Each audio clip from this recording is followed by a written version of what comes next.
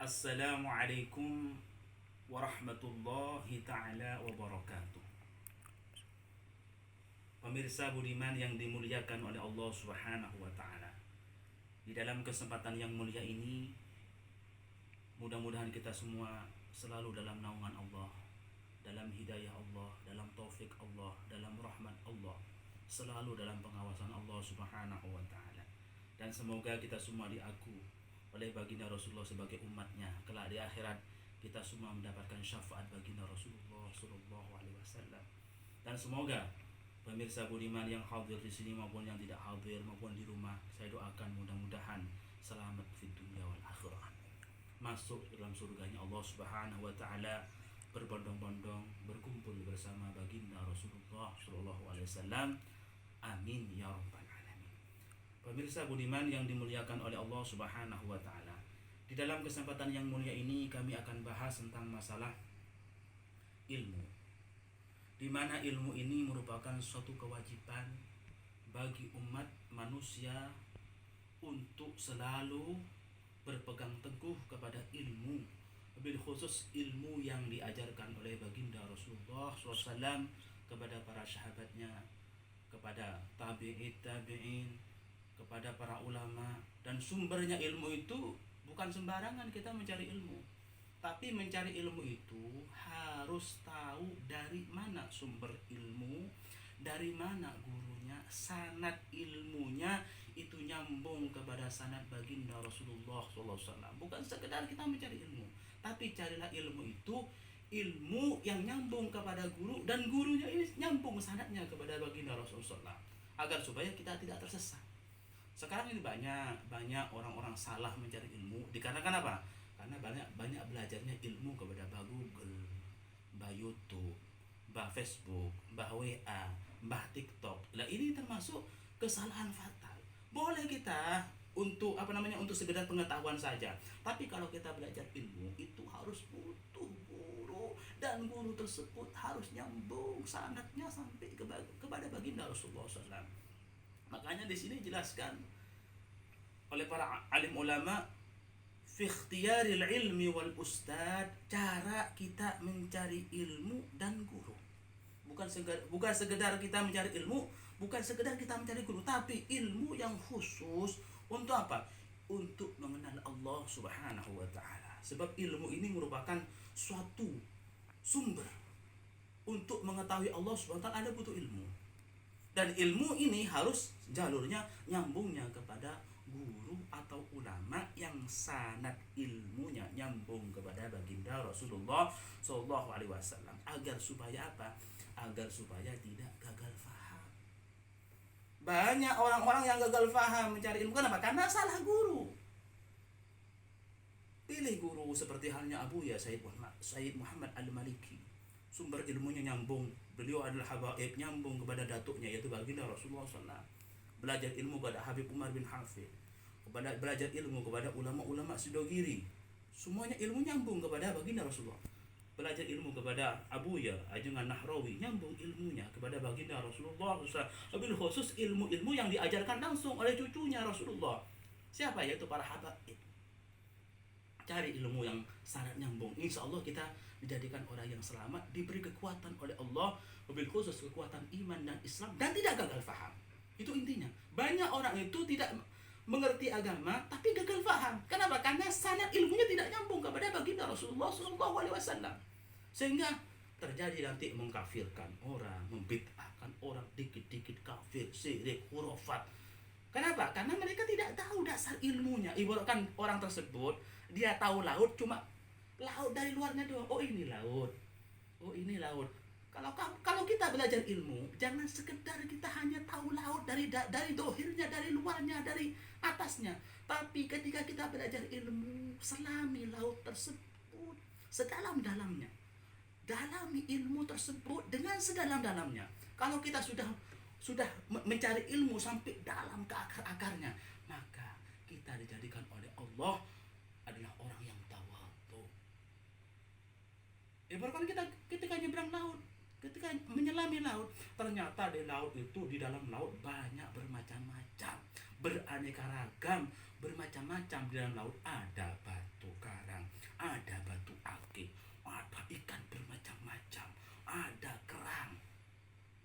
mana dalam kerang tersebut ada intan berlian.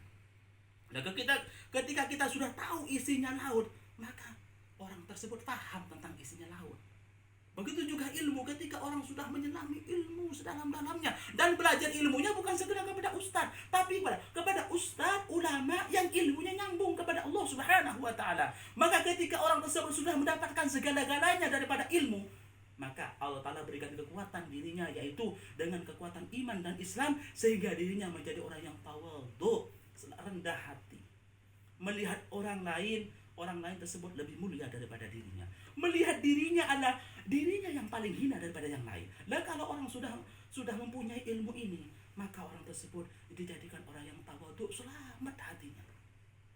Maka carilah ilmu itu sedalam-dalamnya, sebanyak-banyak. Hanya kunci untuk dekat dengan Allah, kunci kita beribadah agar supaya ibadah kita lezat, mendapatkan kelezatan dalam mencari ilmu adalah cari ilmu sebanyak-banyaknya. Sampai kapan batasan kita mencari ilmu? Sampai kita merasakan lezatul ilmi, enaknya mencari ilmu. Gak bosan dengan ilmu, gak merasa puas dengan ilmu, tapi merasa haus dengan pada ilmu.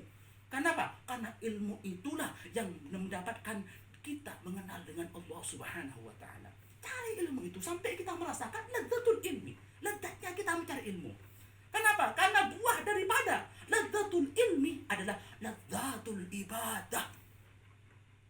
Semakin kita semakin banyak ilmu, maka kita diberikan kelezatan oleh Allah, yaitu ladzatul ibadah, senang beribadah. Ini buah daripada ilmu. Jadi kalau orang mencari ilmu belum mendapatkan ladzatul ilmi, tidak akan masuk kepada maqam ladzatul ibadah. Kalau orang sudah masuk kepada maqam ladzatul ibadah, maka orang tersebut akan dibuka oleh Allah yang tidak pernah dilihat oleh orang yang lain. Akan ditampakkan oleh Allah tentang siksa kubur, akan ditampakkan oleh Allah tentang kekuasaan Allah. Dia bisa mengetahui tentang apa?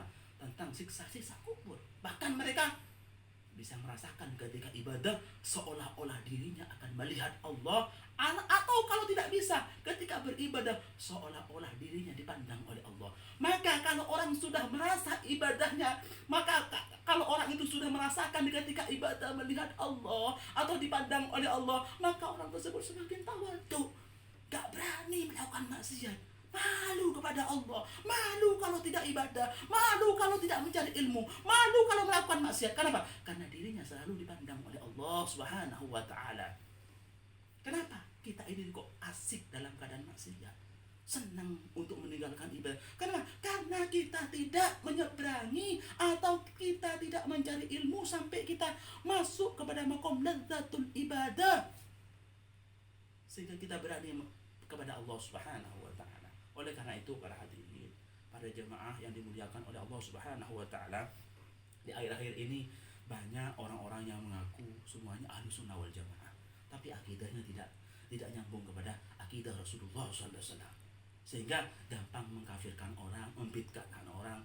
Ini termasuk aliran-aliran yang sangat fatal, pembodohan kepada umat Islam. Sampai dia mengajarkan apa? Ayah baginda Nabi, ayah dan ibunda Rasulullah masuk neraka jahanam. Ini aliran apa ini? Kok sampai segitunya membahas tentang keluarga Nabi Muhammad SAW? Kok berani meneliti, mencari kekurangan keluarga Rasulullah? Bahkan keluarga Nabi Muhammad itu dijaga oleh Allah. Fitrah Rasulullah SAW dijaga oleh Allah. Bahwasanya ayah dan ibu Nabi tidak pernah melakukan maksiat, tidak pernah menyembah berhala. Ini termasuk keluarga Nabi. Kenapa? Karena dari ayah Nabi akan muncul seorang Nabi yang mulia, dijaga oleh Allah Subhanahu wa taala. Memang ada hadis ketika Nabi Muhammad ditanyakan oleh orang Badui, "Ya Rasulullah, di mana abah saya? Di mana bapak saya?" Maka Nabi Muhammad SAW, "Inna abaka finnar," bapakmu di neraka. Kemudian orang Badui tersebut dalam keadaan kecewa dan marah. "Kalau bapak kamu di mana ya Rasulullah?" Maka kata Nabi Muhammad menjawab, "Inna abi wa abaka finnar." Sungguhnya bapak saya dengan bapak kamu di neraka. Di sini penafsir hadis bahwasannya yang dimaksud abah di sini adalah bukan ayah Rasulullah, tapi pamannya, yaitu Abu Lahab. sebagaimana di Al-Quran, yaitu Azar adalah bukan bapak asli daripada Nabi Ibrahim, tapi Azar tersebut adalah paman Nabi Ibrahim, tapi di Al-Quran disebut abah. Nah, hadis ini bertentangan, meskipun hadis sahih, bertentangan dengan dalil Al-Quran yang ada di surat Al-Isra ayat 15. Di situ dijelaskan oleh Allah Subhanahu wa taala, وَمَا كُنَّا مُعَذِّبِينَ حَتَّى نَبْعَثَ رَسُولًا. Kata Allah Ta'ala, aku tidak akan mengazab atau menyiksa satu kaum di mana kaum tersebut belum aku utus seorang nabi. Hadis sahih tadi bertentangan dengan ayat Al-Quran. Kalau hadis dengan Al-Quran itu dibandingkan, maka lebih mulia Al-Quran. Kalau ada hadis sahih bertentangan dengan Al-Quran, maka hadis tersebut posisinya bukan hadis sahih lagi, hadis mauquf.